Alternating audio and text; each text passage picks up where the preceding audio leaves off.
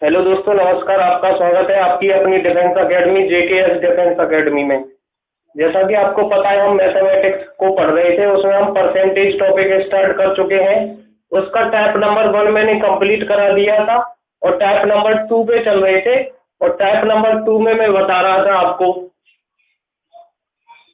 Tap number 2 में क्या बताया जा रहा था, प्रतिशत वृद्धि तथा प्रतिशत कमी के बारे में बात कर रहे थे हम। प्रतिशत वृद्धि तथा प्रतिशत कमी,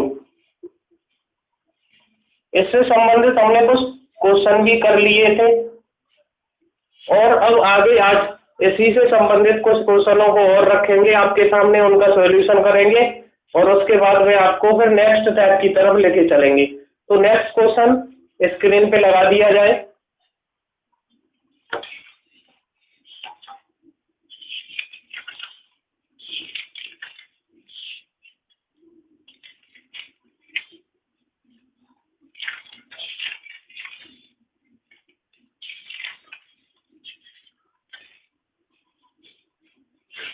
तो नेक्स्ट क्वेश्चन को दोस्तों आप स्क्रीन पे देख पा रहे होंगे। देखिए क्वेश्चन में क्या लिखा हुआ है, किसी घड़ी के दाम में जब 14.2/7% बढ़ा दिया जाता है, 14.2/7% की वृद्धि की जाती है किसी घड़ी के दाम में, तो घड़ी का मूल्य 150 रुपये कम हो जाता है। घड़ी का मूल्य क्या था? देखिए घड़ी का मूल्य कितना कम हो जाता है? 150 रुपये। देखिए अगर हम घड़ी के मूल्य में 14.2/7% की कमी कर दें, ये कमी पे आधारित है, प्रतिशत कमी पे। प्रतिशत वृद्धि पे मैंने कई सारे क्वेश्चन कराए थे। एक क्वेश्चन प्रतिशत कमी पे हो गया था लास्ट क्लास में। आज प्रतिशत कमी के 1-2 क्वेश्चन और लेते हैं, फिर नेक्स्ट स्टेप की तरफ चलेंगे। तो देखिए कोई घड़ी का मूल्य आपको दे रखा है, हम मान लेंगे उसे वास्तविक मूल्य, यानी कि उसका जो मूल्य होता है वास्तविक मूल्य, उसमें से हम क्या कर देते हैं, 14.2/7% की कमी हो जाती है। तो वो 14.2/7% की कमी होने पर हम क्या देखते हैं कि उसका जो घड़ी का मूल्य है वो 150 रुपये कम हो जाता है। अब हम इसे 14.2/7% को किस में चेंज कर रहे होंगे, फ्रैक्शन में। तो हमें पता है 14.2/7% क्या होता है, 1/7। अब हमने माना कि वो वास्तविक मूल्य जो घड़ी का था वो हम यूनिट में मान लेते हैं, वो कितना है, 7। इसे हम मान लेते हैं वास्तविक मूल्य, यानी कि जो घड़ी का रियल वैल्यू है, वास्तविक मूल्य ये है। अब मैं वास्तविक मूल्य का 14.2/7% करता हूं तो क्या आता है, 1। यानी कि वास्तविक मूल्य 7 है और 7 का 14.2/7% करते हैं तो 1 आता है। अब हम क्या करते हैं, 14.2/7% यानी कि 7 का 1 हुआ, तो हम क्या करते हैं 7 में, यानी वास्तविक मूल्य में से मुझे 1 कम करना पड़ेगा। तो वास्तविक मूल्य में से अगर मैं 1 कम कर दूं तो कितना आ जाता है, 6 आ जाता है। क्वेश्चन क्या कह रहा है, वो क्वेश्चन वो बोल रहा है कि वास्तविक मूल्य में से अगर हम 14.2/7% को कम कर रहे हैं तो हम 1 को कम कर रहे हैं, लेकिन क्वेश्चन में कह रहा है वो 150 रुपये कम हो जाते हैं पहले से। तो 1 यूनिट, यानी कि 1 यूनिट की वैल्यू हमारी कितनी आ रही है, वहां पे क्वेश्चन के हिसाब से हमें 150 रुपये दे रखी है 1 यूनिट की वैल्यू। लेकिन हम अपने यूनिट में देखें तो वास्तविक मूल्य मैंने 7 माना है और 7 का 14.2/7% 1 होता है, यानी कि 7 में से मुझे 1 ही तो कम करना है। लेकिन हमारा क्वेश्चन कह रहा है नहीं, 1 कम नहीं करना है, 150 कम हुए हैं उसके मूल्य में। तो 150 कम हुए तो हम इससे तुलना कर देंगे, 1 यूनिट की वैल्यू 150 हो गई। तो उसने पूछा है कि घड़ी का वास्तविक मूल्य क्या था, तो घड़ी का वास्तविक मूल्य 7 रुपये, 7 यूनिट है हमारे हिसाब से, लेकिन 7 यूनिट नहीं, 1 यूनिट की वैल्यू 150 होती है। तो 7 की कितनी हो जाएगी, ये 150 में 150 जीरो ही हो गया, 1050 रुपये। तो ये वास्तविक मूल्य आ गया। अगर इसी क्वेश्चन में आपसे ये पूछे कि घड़ी का घटा हुआ मूल्य भी बताएं, तो घड़ी का घटा हुआ अगर मूल्य आपसे पूछता है तो 1050 में से अगर मैं 150 रुपये कम कर दूंगा, तो 1050 में से 150 रुपये अगर मैं कम कर दूंगा तो वो घड़ी का मूल्य भी जो घटा हुआ मूल्य है वो आपके सामने आ जाएगा।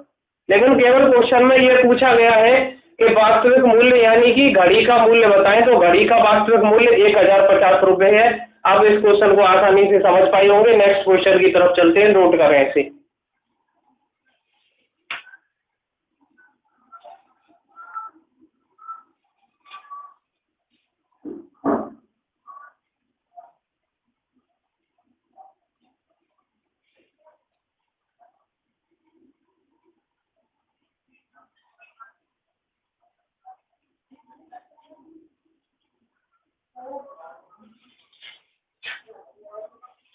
चलिए दूसरे क्वेश्चन की तरफ चलते हैं। दूसरा क्वेश्चन लगा दिया जाए स्क्रीन पे। देखिए दूसरी क्वेश्चन में कह रहा है कि एक संख्या में या किसी संख्या में उसका 40% घटाने पर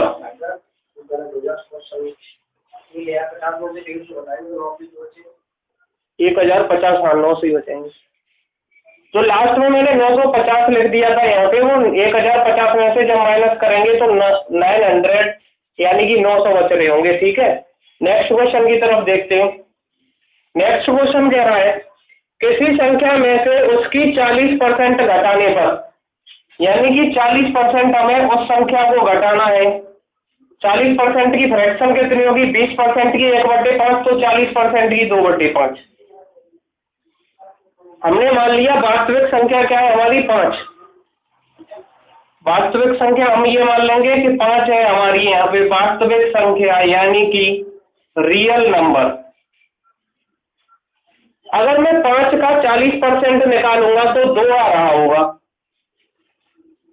5 का मैं 40% निकालूं तो 2 आ रहा है, यानी कि किसी संख्या में अगर मैं उसका 40% निकाल दूं, यानी कि 5 में से अगर मैं 2 को निकाल दूं तो वो कितना आ रहा है? 3 यूनिट। हमारे हिसाब से कितना आ रहा है? 3 यूनिट। लेकिन क्वेश्चन में क्या कह रहा है कि 30 प्राप्त होता है यदि किसी संख्या में उसका 40% घटाने पर 30 प्राप्त होता है। हमारे हिसाब से तो 3 यूनिट आ रहा है, लेकिन क्वेश्चन कह रहा है नहीं 3 यूनिट नहीं 30 होना चाहिए। ठीक है, फिर हम यहाँ से 1 यूनिट की वैल्यू निकाल लेंगे। 1 यूनिट की वैल्यू कितनी हो जाएगी? 10।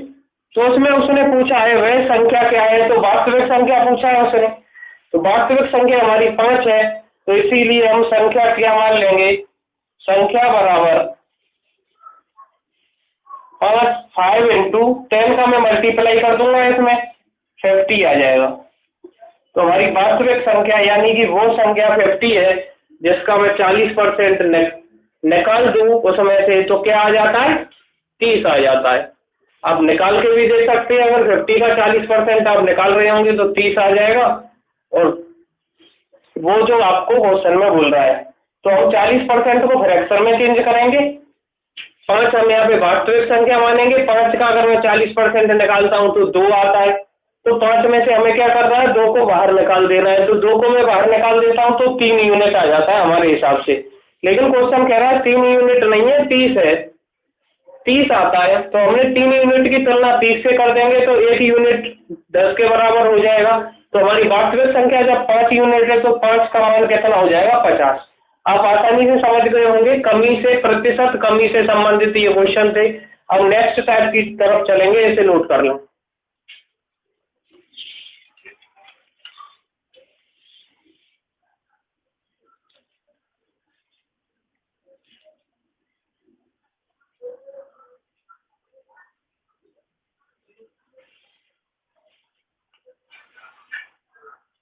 नोट कर लिया होगा। नेक्स्ट क्वेश्चन स्क्रीन पे लगा दिया जाए। देखिए नेक्स्ट क्वेश्चन कह रहा है आपका, नेक्स्ट क्वेश्चन कह रहा है किसी वस्तु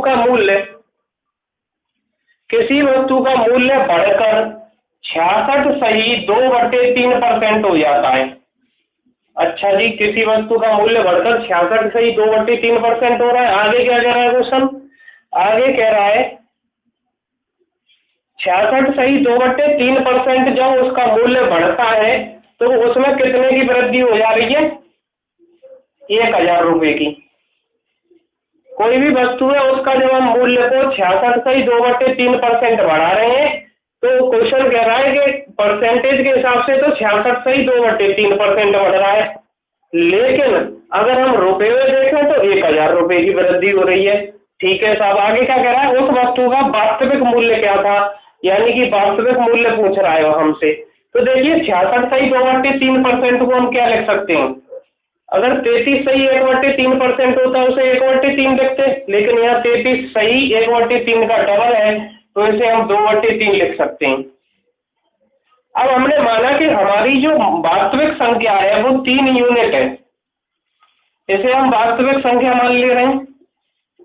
ये क्या होती है? हमारी वास्तविक संख्या होती है कि नहीं?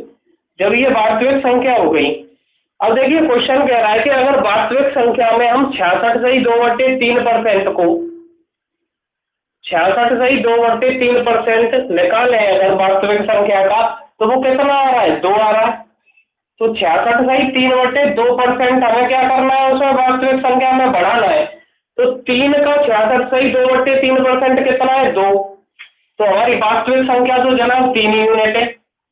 अगर मैं 3 यूनिट का 66 सही 2/3% निकालूं तो 2 यूनिट और आ रहा है, यानी अगर मैं इसमें 2 यूनिट और जोड़ दूं तो मेरे यूनिट के हिसाब से मैं यहाँ पे 66 सही 2/3% की वृद्धि कर चुका हूँ। तो टोटल कितना हो गया? ये 5 यूनिट। 5 यूनिट आ गया कि नहीं वृद्धि करके? लेकिन वो कह रहा है कि 5 यूनिट नहीं है, 1000 रुपए है। 5 यूनिट नहीं है, कितना है? 1000। तो हम 5 यूनिट की वैल्यू से 1000 से हम क्या कर देंगे? यहाँ पे तुलना। जब 1000 से तुलना करेंगे तो 1 यूनिट की वैल्यू आ रही होगी 400 रुपए। 1 यूनिट की वैल्यू 400 रुपए निकाल लेंगे। आगे उसने पूछा है क्वेश्चन में वस्तु का वास्तविक मूल्य क्या है? तो वस्तु का वास्तविक मूल्य है आपका 3 यूनिट। सॉरी, 5 चौक 20 होता है, 5 दूनी 10, 200। वस्तु का जो वास्तविक मूल्य है वो क्या है हमारा? 3 यूनिट। तो इसलिए वस्तु का वास्तविक मूल्य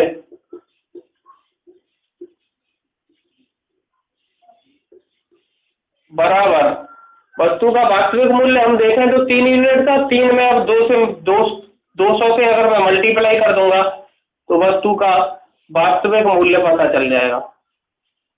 ये था आपका वस्तु का वास्तविक मूल्य 600 रुपए, लेकिन उसमें 1000 रुपए हो रहे हैं बढ़ के, तो कितने बढ़ रहे हैं इसमें से? 400 रुपए बढ़ रहे हैं जब 1000 रुपए हो जा रहे हैं, क्योंकि 1 यूनिट की वैल्यू 200 है, 2 यूनिट बढ़ रही है, 200 का 2 में मैं मल्टीप्लाई कर दूंगा यानी 400 रुपए की वृद्धि हो रही है। तो आप आसानी से समझ पाए होंगे इस क्वेश्चन को। इसे नोट करें, फिर आगे चलते हैं।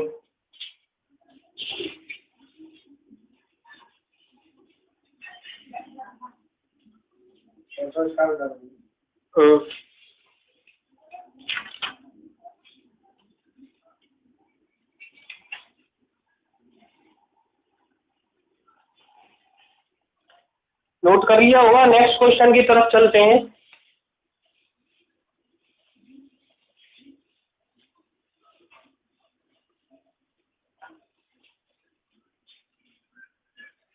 नेक्स्ट क्वेश्चन देखिए, आपकी स्क्रीन पे नेक्स्ट क्वेश्चन लगा दिया जाए। नेक्स्ट क्वेश्चन कह रहा है अगर किसी संख्या में 140 जोड़ दिया जाए। अच्छा, 140 जोड़वा रहा है वो संख्या में, ठीक है। आगे बोल रहा है वो, तो वो संख्या स्वयं जी 233 सही 1/3% हो जाती है। तो वो संख्या स्वयं का 233 सही 1/3% हो जाती है, तो वो संख्या क्या है? तो वो संख्या ज्ञात कीजिए। अब देखिए सबसे पहले यहाँ एम भूमिका है कन्वर्जन की, जो कि मैंने आपको पहली क्लास में पढ़ाया है। इसे मैं इस तरह से भी लिख सकता हूँ, इसे मैं तोड़ दूंगा। अगर 200 प्लस के 33 सही 1/3% में लिख सकता हूँ। 200% ये अलग हो गया और 33 सही 1/3% ये अलग हो गया। 100% का मतलब फ्रैक्शन में क्या होता था 1, तो 200% का क्या होगा फ्रैक्शन में 2, और इसका मतलब क्या होता है फ्रैक्शन में 1/3। इसे अगर मैं ऐड करूं 3 2 जा 6 और 1 7/3, तो अगर मैं इसे फ्रैक्शन में चेंज करूं तो 7/3 आप आसानी से समझ पा रहे होंगे। ठीक है, यहाँ तक कोई दिक्कत? अब आगे चलते हैं। आगे वो क्वेश्चन में बोल रहा है कि किसी संख्या में 140 जोड़ दिया जाए। ठीक है, 140 ही तो जोड़ना है। तो देखिए इस क्वेश्चन को, कोई संख्या, हमने ये वाली जो संख्या है माना ये हमारी वास्तविक संख्या हो गई है, ये वास्तविक संख्या होती है। वो बोल रहा है कि वास्तविक संख्या में 140 जोड़ना है, तो वो अपने आप का 233 सही 1/3% हो जाता है। तो जो वास्तविक संख्या का मैं अगर 233 सही 1/3% निकालूं तो वो 7 हो रहा है कि नहीं? अगर वास्तविक संख्या 3 है और उसका मैं 233 सही 1/3% निकालूं तो 7 हो रहा है। तो मैं 3 में कितना जोड़ूं 7 हो जाए? 3 में अगर मैं 4 जोड़ दूं तो 7 होता हुआ नजर आ रहा है आपको, लेकिन वो कह रहा है नहीं जी आपको 4 नहीं जोड़ना है। तो हमने क्या जोड़ना है? हमने तो 4 यूनिट ही जोड़ी है। क्वेश्चन बोल रहा है नहीं 140 जोड़ो, तो हमने कहा चलो 140 जोड़ लेते हैं। तो यहाँ से अगर हम 1 यूनिट की वैल्यू निकालें तो कितनी आ जाएगी? 35। 1 यूनिट की वैल्यू निकालें तो हम 35 आ जाएगी, लेकिन हमें तो वो संख्या पता करनी है, वास्तविक संख्या। तो हमारी वास्तविक संख्या कितनी है? 3 यूनिट। तो वास्तविक संख्या बराबर 3 × 35, 5 15 का 5 1 3 3 का 9 1 10। ये हमारी वास्तविक संख्या आ गई। आप आसानी से समझ पाए होंगे। अब चलेंगे नेक्स्ट टाइप की तरफ, जो आपका टाइप अलग होगा। टाइप नंबर 3 की तरफ चलते हैं, जिसमें आपसे बात करी जाएगी। हम अभी तक जो देख रहे थे वो केवल एक बार ही वृद्धि हो रही है और एक ही बार कमी हो रही थी। तो अब हम आगे जो बात करेंगे, नेक्स्ट टाइप चलेगा, उसमें बात करेंगे हम क्रमागत वृद्धि तथा क्रमागत कमी। यानी कि आपने देखा होगा कि किसी वस्तु के मूल्य पे पहले 10% की वृद्धि कर दी जाती है, फिर उस पर 15% की, फिर उस पर 20% की। ऐसे ही क्रमागत कमी भी की जा सकती है। तो उसी पे बात करेंगे हम नेक्स्ट टाइप के अंतर्गत, क्रमागत वृद्धि एवं क्रमागत कमी पे। तो इसे नोट कर लें पहले, फिर चल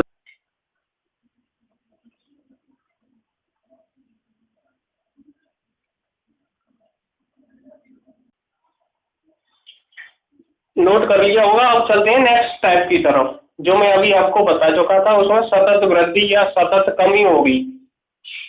हमने यहाँ पे प्रतिशत वृद्धि तथा प्रतिशत कमी से संबंधित टाइप को समझ लिया। अब नेक्स्ट टाइप आता है परसेंटेज में आपका सतत वृद्धि और सतत कमी वाला। तो देखिए उसमें क्या होता है। टाइप नेक्स्ट है, इसमें आप सतत वृद्धि तथा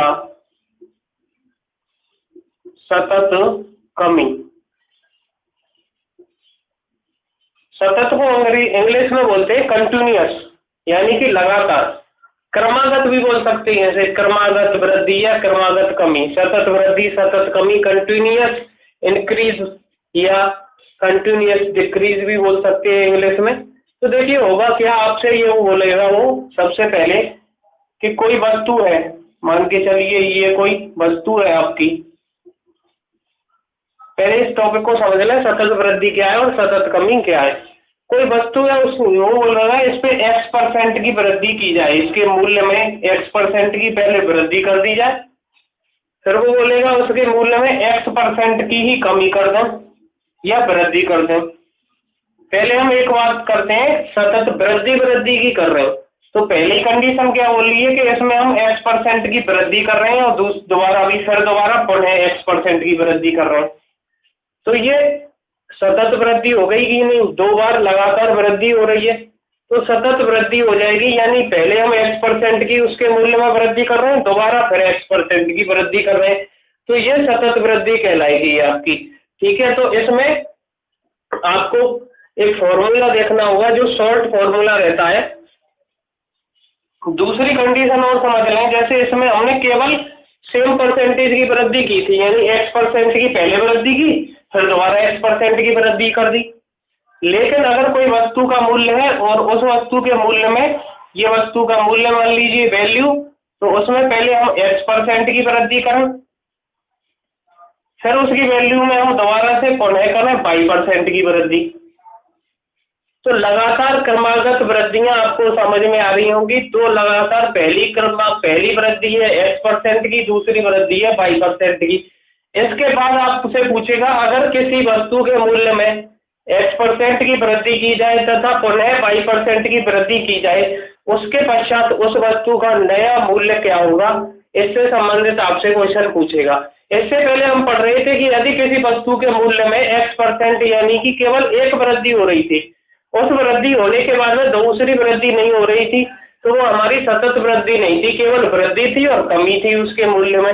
लेकिन यहाँ पे सबसे पहले क्या होगा कि 1% की वृद्धि करेगा, फिर दोबारा से वृद्धि कर दे 22% की, तो इसलिए इसे सतत वृद्धि बोल रहे हैं।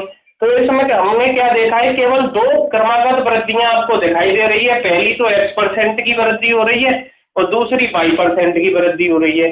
अगर आपको ऐसे किसी वस्तु के मूल्य में दो क्रमागत वृद्धियां दिखाई दें तो उसके लिए एक फॉर्मूला होता है, यानी इसे फिर हम बोलेंगे फाइनल या परिणामी वृद्धि, यानी कि x% की वृद्धि हुई फिर y% की वृद्धि हुई। हम क्या करेंगे, अलग अलग ना निकाल के, जैसे किसी का मूल्य है 100 रुपए, तो हम उसमें बोले कि 10% की पहले वृद्धि हुई, फिर उसके बाद में 20% की वृद्धि हुई। तो अगर मैं 100 रुपए में 10% की वृद्धि करूंगा तो 110 हो जाएगा। अब उसके बाद में हमें क्या करना है, 110 में 20% की वृद्धि करनी है।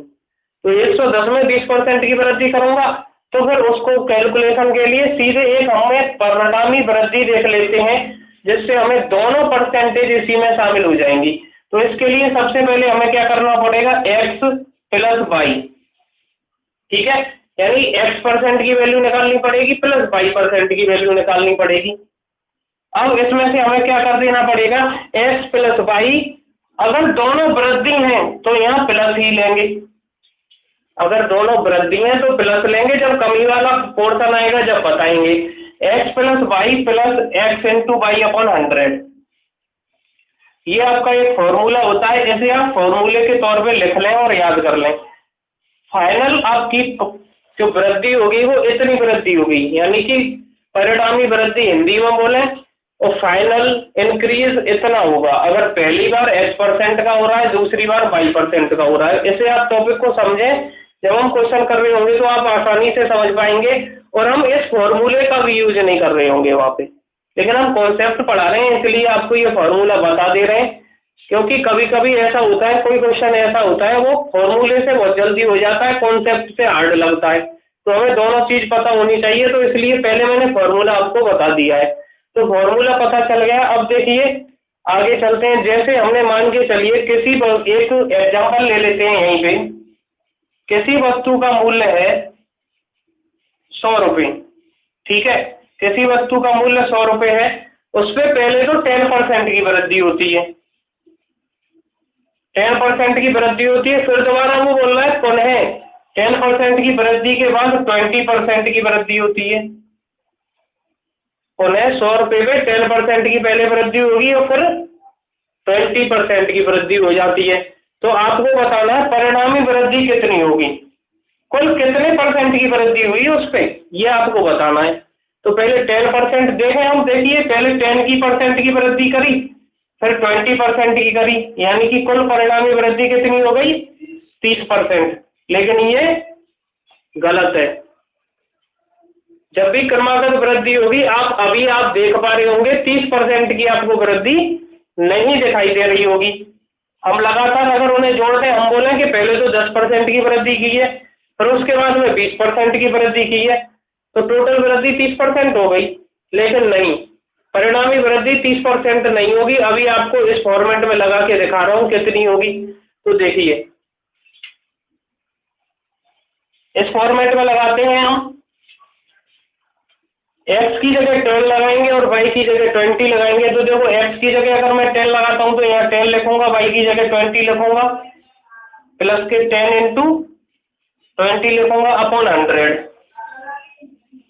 आप ये तो जानते हो कि 10 और 20 कितने हो गए, 30 ये हो गए, और दोनों जीरो से ये दोनों जीरो कैंसिल हो जाएंगे, 2 एकम 2, 30 और 2 32, यानी कि परिणामी जो वृद्धि हो रही होगी वो वायु 32% की हो रही होगी, ना कि 30%। लेकिन हम क्या देख पा रहे हैं कि 10% तो ये 10% की वृद्धि ये हो रही है और 20% की ये हो रही है, बाद में तो कुल 30% की होनी चाहिए, लेकिन ऐसा नहीं होता है।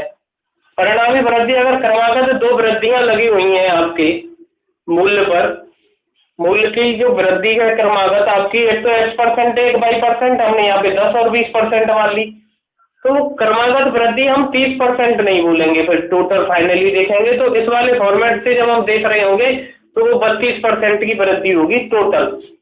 अब देखिए आगे चलते हैं, इससे संबंधित कुछ क्वेश्चन लेंगे, फिर आपको ये टॉपिक कॉन्सेप्ट समझ में आएगा। उसके बाद में सतत कमी की बात करेंगे।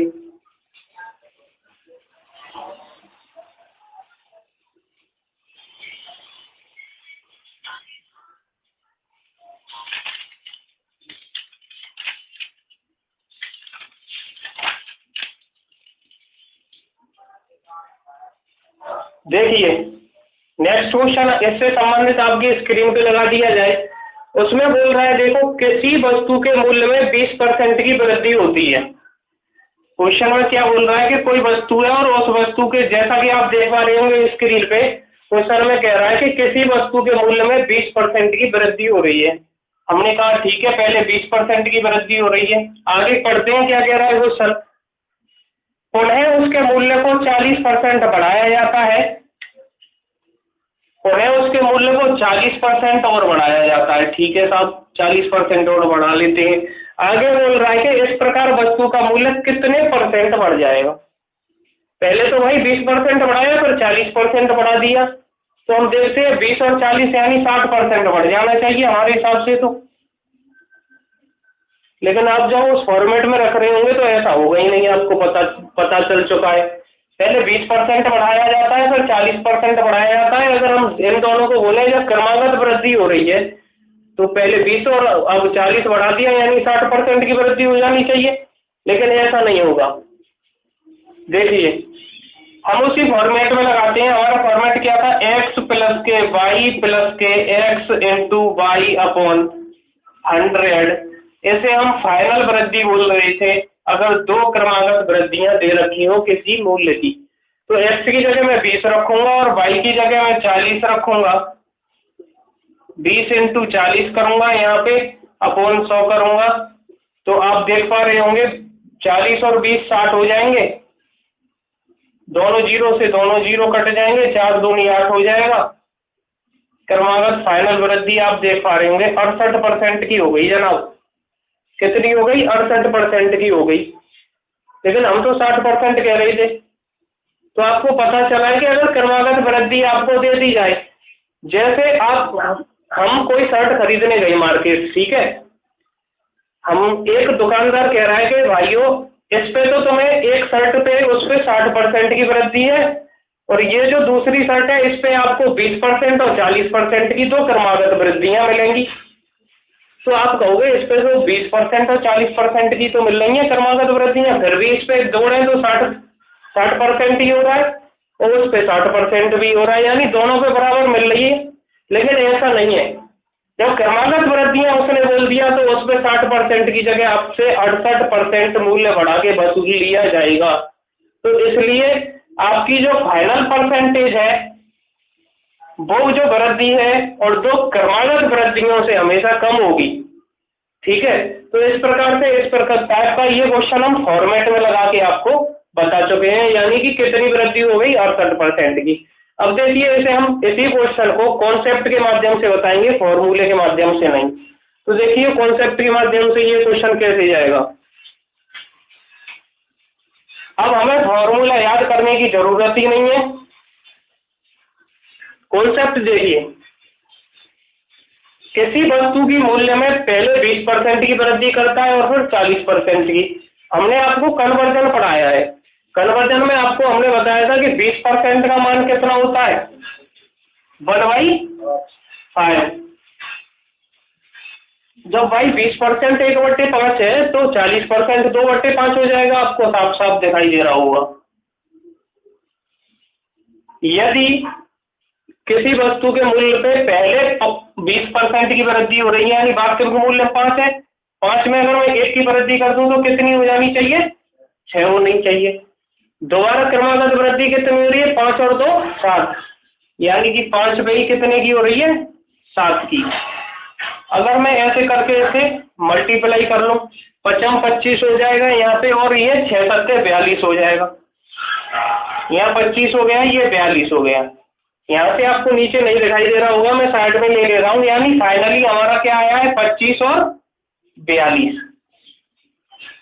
अब देखते हैं कितने की वृद्धि हुई है। 6 में से 5 जाएगा, 1 बचेगा, 4 में से 2 जाएगा, 2 बचेगा। हमारे हिसाब से यूनिट में देखें तो 21 यूनिट की वृद्धि हो रही है। आपको नजर आ रहा होगा 21 यूनिट की वृद्धि हो रही है। 42 होगा यहाँ पे। अच्छा 42 है। अब देखिए माइनस करें तो 12 में से 5 जाएगा तो कितना बचेगा, 7, और 3 में से 2 जाएगा तो 1। ठीक है। अब ये 17% यानी 17 यूनिट की वृद्धि हो रही है जनाब। 25 पे ही तो 17 यूनिट वृद्धि हुई, जब ही तो 42 हुआ है। 25 पे जब वृद्धि हुई 17 की, तो यानी 25 पे 17 की वृद्धि, तो 100 पे कितने की वृद्धि होगी, 25 चौका 100, 17 चौका 68। आ गया कि नहीं भाई फॉर्मूले वाला आंसर? आपको पता चल गया होगा। आप आसानी से थोड़ी कैलकुलेशन मिस्टेक अगर आपने कर दी तो वहीं आपका आंसर गड़बड़ आ जाएगा। जैसा कि मैंने यहाँ 42 लिखा हुआ था, वहां पे कितना लिख लिया था, कुछ अलग लिख गया था, इसीलिए दोबारा चेक किया और अब जाके सेम आपको आंसर नजर आ रहा होगा। तो आप देख पा रहे हैं 68% ये क्वेश्चन का आंसर हो गया। तो इसे बोलते हैं सतत वृद्धि से संबंधित आपका टाइप था ये, और आप इसे समझ पा रहे होंगे। तो दोस्तों आज के लिए इतना ही रखते हैं, कल इससे आगे बात करेंगे नेक्स्ट क्लास में। परसेंटेज पे कई क्लासें आपकी आएंगी, धीरे धीरे समझते चलिए, बहुत आसान बना दूंगा आपको। परसेंटेज करने के लिए इतने आसान क्वेश्चन लगेंगे आपको परसेंटेज के कि आप सोचेंगे कि ये परसेंटेज के क्वेश्चन है कि हलवा है, आराम से खा जाएंगे आप इनको। तो इसीलिए आपको धीरे धीरे पढ़ना है। परसेंटेज में कई सारे कॉन्सेप्ट होते हैं। तो आज के लिए हम इतना ही रखते हैं। हमसे जुड़े रहने के लिए JKS डिफेंस अकेडमी को लाइक शेयर तथा सब्सक्राइब करना ना भूलें। बहुत बहुत धन्यवाद। जय हिंद।